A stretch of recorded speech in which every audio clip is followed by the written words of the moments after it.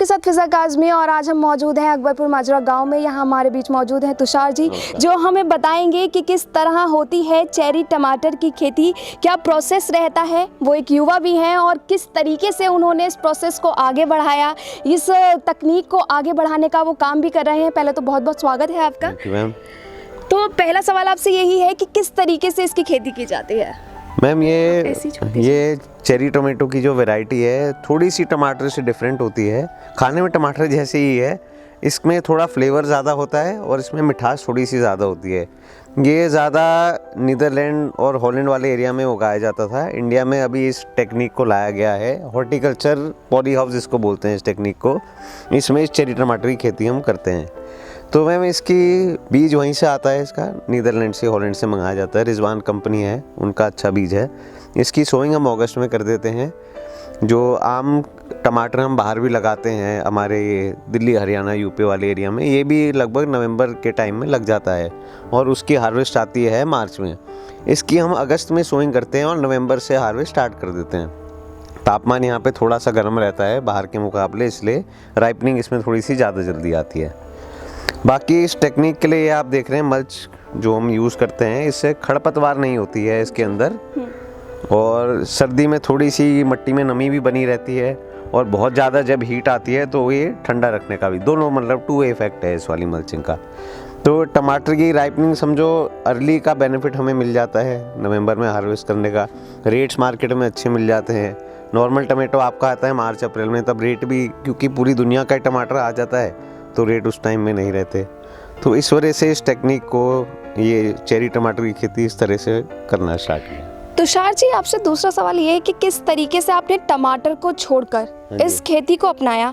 क्या लगता था आपको कि ये बेनिफिट हो पाएगा या फिर कारगर साबित हो पाएगा आपके लिए? मैं ऐसा मानता था कि नॉर्मल टमाटो आप समझिए एक पेड़ से आप मान ले 5 किलो उतारते हैं और वो आपका बिकता है 8 रुपये का, तो आप 40 रुपये कमा सकते हैं एक पेड़ से।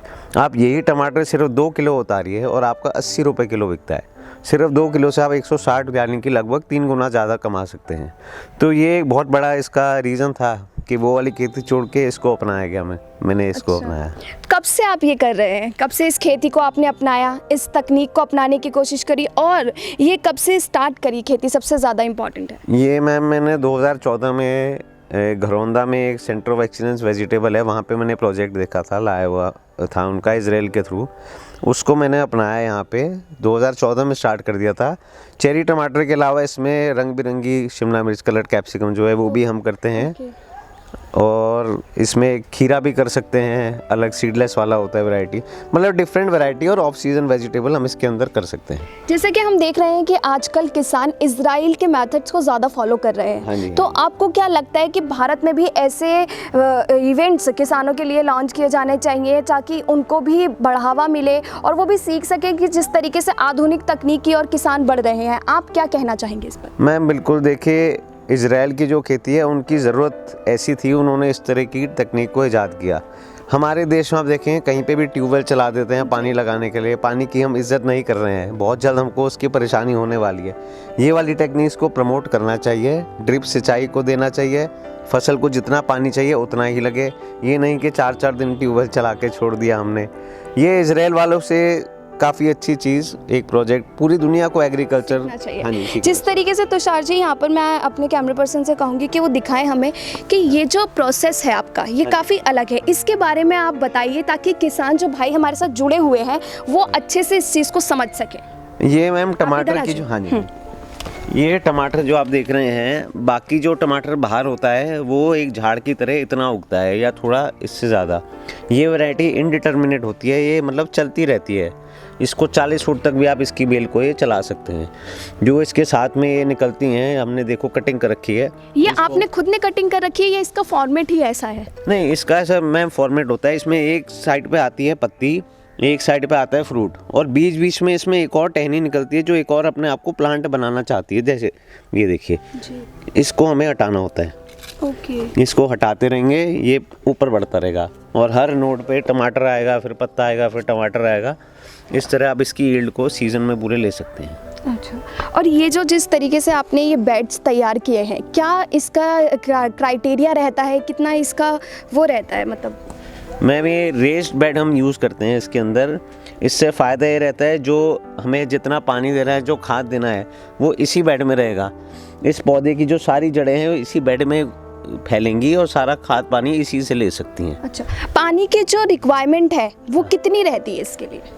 मैम आप जो उससे जो कंपेयर करें, जो हम खुला पानी छोड़ देते हैं, उसके आगे समझिए सिर्फ 5% पानी लगता है इसमें। अच्छा अच्छा अच्छा। जितना भी इसको नमी चाहिए पौधे को, सिर्फ उतना ही दे सकते हैं नाप तोल के। जिस तरीके से इन्होंने बताया कि किस तरीके से, और भी हम देख सकते हैं कि यहाँ पर बहुत लंबा इनका अलग अलग डिवाइडेशन में है, पूरा प्रोसेस है अलग। ये कितने इंचेस में रहती है एक लाइन? ये ma'am plant to plant space हम करते हैं 40 सेंटीमीटर से 50 सेंटीमीटर के बीच में क्रॉप के हिसाब से, और ये बेड टू बेड का हम रखते हैं डिस्टेंस 1 मीटर का। अच्छा। हाँ, एक बेड की चौड़ाई होती है लगभग 80 सेंटीमीटर की, फिर 1 मीटर को छोड़ते हैं, फिर 80 सेंटीमीटर का बेड। तुषार जी, मैं ये बात करूं कि जिस तरीके से धूप के लिए ये आपका बिल्कुल अलग फॉर्मेट है, तो ये धूप के बचाव के लिए ऐसा तैयार किया जाता है? मैम यहाँ पे देखिए शेड नेट जो है ये है धूप की बचाव के लिए, और जो पॉली लग रहे हैं इसका पर्पस है ये सन की हीट को ट्रैप करता है अंदर। सर्दियों में जैसे बहुत ज़्यादा ठंड होती है, अंदर का तापमान बढ़ाने का तरीका, टेक्निक ही यही है। खेती का समय क्या रहता है, मतलब जो भी ये फसल अच्छे से उगती है, हाँ जी, तो उसका टाइम पीरियड क्या रहता है कि इस टाइम पीरियड में सबसे ज़्यादा उगती है? ये मैम जैसे जैसे अपना टेम्परेचर दिन का 20 से 30 डिग्री रहने लगता है, तब टमाटर सबसे ज़्यादा उगता है। तो आप समझिए फरवरी के आखिरी से लेके मई तक सबसे ज़्यादा इसमें पैदावार आती है। अच्छा, इस जाली का इस्तेमाल जैसे आपने बताया कि सन के ऑब्जर्वेशन को काम करता है। हाँ जी हाँ जी हाँ जी। तो जैसे समर्स में अभी हीट बढ़ जाएगी, हम इस शेड नेट को खोल दिया करेंगे। अच्छा, ये खुल ओपन हो जाए? ये ओपन हो, ये अभी रिट्रैक्ट किया हुआ है, इसको बंद किया हुआ है हमने। जैसे मार्च में गर्मी बढ़ेगी, सूरज बढ़ेगा, तो इसको हम खोल देंगे ताकि छाया भी रहे और अंदर उतनी गर्मी ना बने। ज़्यादा गर्मी से क्या नुकसान होता है? ज़्यादा गर्मी से मैम पौधे को स्ट्रेस लगता है। बहुत ज़्यादा गर्मी होगी तो अंदर बीमारियां आने का डर, कीटनाशक आने का डर। ये आप सामने देख सकते हैं, चारों साइड इसमें पर्दे लगे हुए हैं। इन पर्दों को खोल भी सकते हैं, बंद भी कर सकते हैं। अच्छा। अभी जैसे फरवरी थोड़ा ठंड का टाइम है तो इसको हमने भी बंद करा हुआ है कि गर्मी मेंटेन रहे। अब जैसे मार्च अप्रैल आएगा तो इस हम पर्दों को खोलना शुरू कर देंगे। तो क्या क्या परेशानियां आपको इस खेती के दौरान आई, किन किन समस्याओं का सामना आपको करना पड़ा? क्योंकि जाहिर सी बात है, जब भी आप कोई काम शुरू करते हैं तो समस्याएं उसमें आती ही हैं। आपको क्या समस्याएं झेलनी पड़ी? मैम इसमें किसानों को बहुत एक संभल कर और तरीके से करने वाली खेती है। इसमें थोड़ी सी लापरवाही करेंगे क्योंकि थोड़ी लागत ज़्यादा लगती है तो नुकसान भी मोटा देने की क्षमता रखती है। इसमें एक तो रूट की जो प्रॉब्लम्स हैं वो बाकी बाहर वालियों से बहुत ज़्यादा हैं। नेमाटोड करके इंसेक्ट्स वगैरह हैं जो पॉली हाउस की खेती में ज़्यादा आते हैं, उनकी प्रोटेक्शन लेके चलें, अपने साथ एक गाइडेंस ज़रूर लेके चलें। जो भी किसान भाई ये करना चाह रहे हैं आगे खेती के लिए, इसका खाद पानी सही मात्रा में दिया जाए, मतलब तरीके से ही खेती करें इसकी। ये आम खेती की तरह नहीं है कि लिया लगा दिया, पानी कितना भी डाल दिया, खाद का इस्तेमाल कितना भी कर दिया। वो आपके लिए एक प्रोसेस के तरीके से आपको काम करना होगा, क्योंकि ज़्यादा पानी, ज़्यादा खाद भी आपकी फसल को ख़राब कर सकता है, आपको जोखिम उठाना पड़ सकता है और समस्याओं का सामना भी करना पड़ सकता है। इसलिए तुषार जी ने जैसे हमें बताया कि बिल्कुल प्रोसेस के हिसाब से आपको तकनीक का इस्तेमाल करना पड़ेगा। तुषार जी, जो युवा हैं, आप भी एक युवा हैं, अगर कोई किसान भाई है हमारे जो जुड़ना चाहते हैं, ऐसी खेती को करना चाहते हैं, क्या कुछ कर सकते हैं ऐसी खेती को? देखिए, हर काम एक छोटे तरीके से ही शुरू करता है कोई भी इंसान, तो वो किस तरीके को, किस मेथड को अपना सकते हैं? मैम एक बार स्टार्ट करने के लिए मैं जो कहूँगा, एक वॉक इन टनल नाम की चीज़ होती है, जो छोटा प्रोजेक्ट होता है। आम किसान उसको एक बार ट्रायल करे। इस खेती को समझने के लिए बहुत अच्छा एक एंट्री पॉइंट है वो। छोटे एरिया में टनल बनाए, जिस तरह भी खेती कर रहे हैं उसको एक एक्सपीरियंस आ जाएगा किस तरह कर रहे हैं। उसके बाद ये बड़े प्रोजेक्ट पे भी मूव कर सकते हैं। आपका, अगर हम आपके ही फार्म की बात करें तो ये कितने एकड़ में है, कितना आपका टर्नओवर है और कितना ज़्यादा आपकी खेती का प्रोसेस है? ये मैम मैंने आधे एकड़ के 3 बना रखे हैं। 1.5 एकड़ में ग्रीन हाउस है, बाकी ओपन कल्टीवेशन भी ड्रिप से भी, रेगुलर ट्रेडिशनल फार्मिंग से भी करता हूँ। और टर्नओवर मैम सारा डिपेंड करता है यील्ड के ऊपर। मान लीजिए एक अच्छी यील्ड आती है तो आप 20 से 25 टन 1 एकड़ से पॉली हाउस से यील्ड ले सकते हैं। उसको आप किस रेट पे बेचते हैं वो उस हिसाब से आपकी टर्नओवर डिसाइड होती है। कितना समय हो गया आपको ये खेती करते हुए? मैम मेरे को 6 साल हो गए। 6 साल हो गए। जब आपने शुरुआत की थी और आज में आप कितना डिफरेंस देखते हैं बाजार के रेटों में भी और अपनी आय में भी कि कितनी बढ़ोतरी हुई है? मैम बढ़ोतरी की बात तो है, थोड़ा समझ समझ के ही सीखे हैं। पहला साल काफ़ी अच्छा था, वही वजह है कि उसको कंटिन्यू करना चाहा। फिर कुछ साल बाद दिक्कतें भी आई जिनके बारे में, परेशानियां जो हमें पता नहीं थी, उनको संभाला, सही करा।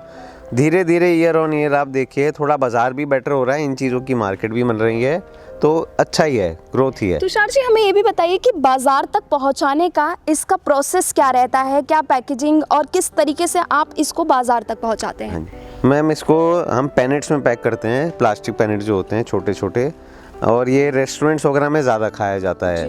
जो आप इटालियन फूड्स में, इटालियन फूड में, पिज्ज़ा में, टॉपिंग्स में, इन चीज़ों में ज़्यादा इस्तेमाल होता है।